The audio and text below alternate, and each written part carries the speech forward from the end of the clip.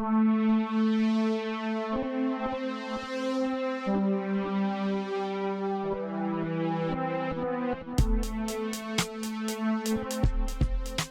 there, this is Joe Techie, and I'm back again. Today I'm going to be doing a review on the Parrot Bebop drone. I just got this in recently, and I'm real excited to share this with you guys. This is a pretty neat little device, and right now fairly inexpensive because this is the first version of the Parrot Bebop drone. And I think they currently have a second model, and they might even be working on a third at the moment. But there's a Bebop 2 that is currently out, and it's quite a bit more expensive than this one, so they were clearing this model out. Figured I'd go ahead and give it a try and see what's going on in the drone world of things. Now I actually just want to make a note that I do have another drone, and it also has a camera like this new Bebop does, but it's in a completely different class than the Bebop drone. So I'll show that to you in just a few moments. I'm not going to go through really a full unbox on this because there's probably dozens of different unboxing videos out there, but I do just want to quickly go through the contents of what's in the box because I've already opened this and actually flown it a few times and taken some videos. But just so you know exactly what you're getting. So first off, I do want to note this is a flying camera ultimately, and it's got a 14 megapixel camera. So you can actually take stills at 14 megapixel. It is a full HD camera with the 3-axis stabilization. On the back, just so you can see, okay, it basically shows you some of the things that it can do, or ultimately how you're going to control it. So this particular model is the base plain Jane Bebop drone model, and it is going to be controlled by your phone, your iPad, your Android tablet, or your Android phone, or something like that. And that's how you will be able to control this one out of the box. Now over here on the right, lower right, you'll see this large controller, and it kind of expands out, and you'll see that it has a tablet in there. That is called the Sky Controller, and that is an optional thing. In the newer versions, they have something called the Sky Controller 2, and it is a much smaller controller than this one. In fact, to kind of visualize what that one looks like, it's about this big. It's really wide, and it's about that tall, so it's huge. It's a huge controller. I'm not very fond of how big it is. However, you'll notice on the front of this has a really large antenna. That's what that big bar is. And that big antenna allows this drone to go roughly, depending on signals and interference, it can go roughly about a mile away from your current location, which is pretty cool. Now, one of the neat things is whether you're flying it straight from your mobile device or from here, from the controller with the tablet or mobile device attached to it, you're going to get a first-person view, which is really awesome. It's one of the things that really kind of turned me onto this one, in particular for the price. Another cool thing that it has is the image stabilization. Up here in this picture, it's actually kind of showing kind of like a fisheye, and that's actually the native capability of the camera itself. It is a fisheye lens. However, they have built in some interesting stabilization and algorithms that crop it to a nice 1080p frame. You're not getting that fisheye distortion in the final video output. Another thing that's really, really sweet about this particular drone is that, as you may have seen some other drones, as they fly, they tilt and they go like this, or they move forward and they tilt back. This particular model has a still camera. This camera actually does not move. It is a stationary camera. However, they have, because it is a fisheye, it actually does 180-degree wide view, and because of that, they're able to digitally, with software, kind of move the frame within the camera to adjust to those angles and varying things and pitches and whatnot when you're actually flying this drone. So the end result is you get a remarkably stable picture when the drone initially launches and it's up in the air, whether it be a few feet off the ground or up higher. It's going to be constantly adjusting itself because it has a self-hover mode, so it will constantly adjust, and you would think that that's going to be really shaky video, but actually when you're playing the video back, it's remarkably stable, which is one of the really awesome features about this. So I'm just going to go ahead and crack this open, and we'll just quickly cover what's in the box. All right, so here is the drone itself. Okay, it actually comes with 2 batteries. One's already attached. here's the charger, and the battery pops off here, and that plugs into a regular socket. In this box you have other types of adapters that you can use for other countries. Also, you have these guards that you can clip on to both ends, like so. Actually, it goes on this way, and I have it backwards. It would go on this way if you want to be correct about it. And they just snap on. So that's designed ultimately for indoor flying. Haven't done a whole lot of indoor flying. But yeah, so it comes with those guards.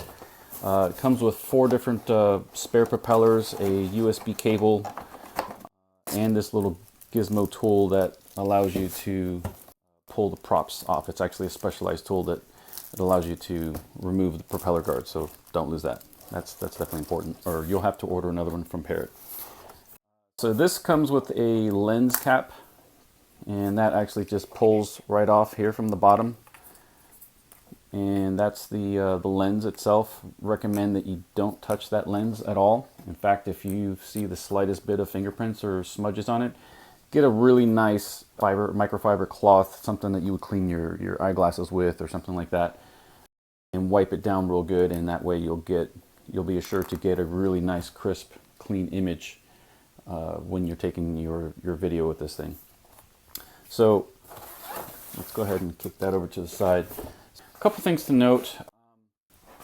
The drone has this platform above, and then it has the frame down below with the engines or the motors, so to speak, here. And you'll notice that it has these little red things. They're actually kind of like little shock absorbers. So you see how I squeeze it and it kind of smushes. So the whole thing is stabilized on its own platform to kind of help with the jitteriness of when the thing is flying. So any vibration caused by the engines are going to be minimized through those little shock absorbers. And ultimately the software that's built into this through algorithms and very complex things will stabilize the image as well. The other thing that's important to note, it has a USB connection on the back. You can plug that into your computer and download the videos that way. You can also download the videos directly through the app that will be installed on your mobile device. This has a little Velcro strap to kind of hold the battery in place. The reason for that is because this particular model has, in my opinion, kind of a poor design of the way they designed this battery. It pulls out and you have to unclip this little thing out, and it's kind of awkward. I mean, it's not really the end of the world or anything like that, but it is a little awkward. So the way I do this is I hold it this way and I plug it in like this. Oops, if I can get that strap out of the way. And that way I just snap it in, leave this kind of hanging out a little bit. This little pull, this is actually a pull tab for that little cable that you saw. And that's it. And then you lock, make sure you put the strap back on to lock the battery in, so that way it's not, in case it crashes or whatever, it's not, the batteries are not going to come flying off or dangle and whatnot. This runs, believe it or not, off of a Android operating system. So it actually has an onboard, I believe, either a dual core, quad core computer. So it's a full-blown mobile device ultimately, kind of like a mobile phone basically running inside of this. And it has various different sensors. Like this is the sensor that detects, it's kind of like a sonar. Basically it detects like how far you are off the ground. When you're at a certain range of height, it will be able to detect how high you are off the ground, and it will kind of help to stabilize it as it's moving along. And then the higher you go, that sensor renders useless because you're no longer relying on that particular sensor. That's the low version. The motors are brushless, so they're extremely quiet. Just spinning those, they have basically the magnetic style motor.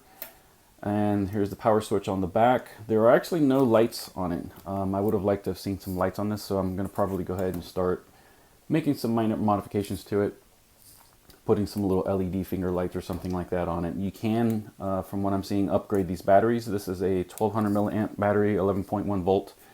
Get you about a 10 to, I don't know, I'd say between 8 to 11 minute runtime, depending on how you're flying it.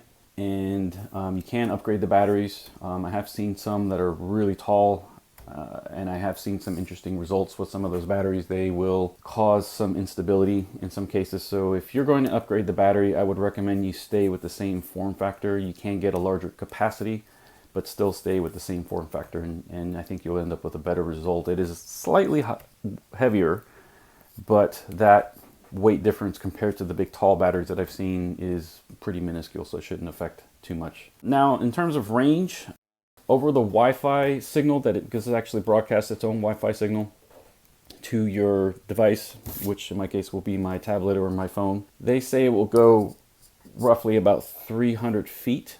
And it can go, I've already had this thing over 100 feet up in the air, probably I think 119 or so, 120 feet.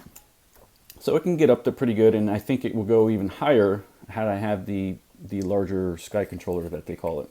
You know, I think that kind of covers a lot of the features that it has. I think it'd probably be cool for you guys to see some quick footage. And one of the reasons why I got this is because we travel from time to time and go to places, and I thought it'd be really cool to get some nice aerial footage of some of these places that we're going to and kind of share that with the public and just have it for some, you know, for memories ultimately for us. Stay tuned for the sample videos to come here. That I'll have some here at the end of this video and some in the future with footage of what this thing can capture. Make sure you smash that like button, give it a thumbs up, and stay tuned for more.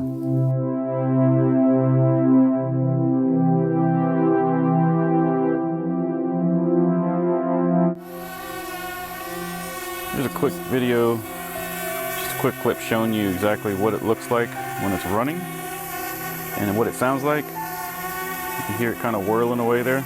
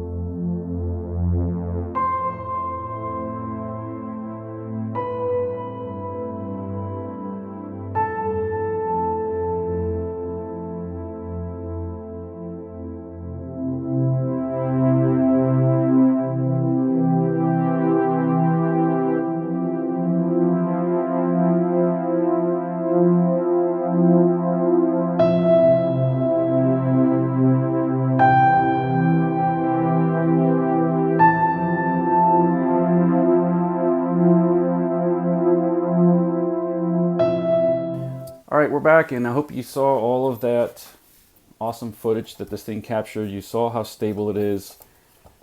It's a remarkable device. I know I have some links at the bottom of the description so you can take a look at it, and if you're interested in buying one of these for yourself. It's a pretty neat little toy.